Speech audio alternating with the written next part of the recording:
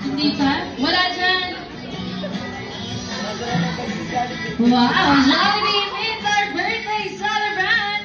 Dustin! Wala bang palakas na palakpakan dyan!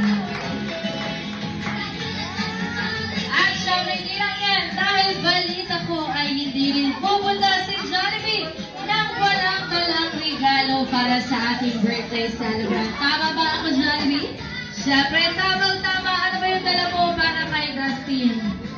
Meron siyang dalang limited lang from Jollibee Ulo ng Apo. Again, isang malakas na palakpakan naman rin dyan para kay Dustin at para kay Jollibee. At syempre, hindi lang po yan ang inihanda ni Jollibee ngayong araw dahil meron pa one and only wish para kay Dustin, para po sa inyo lahat at para po sa buong mundo.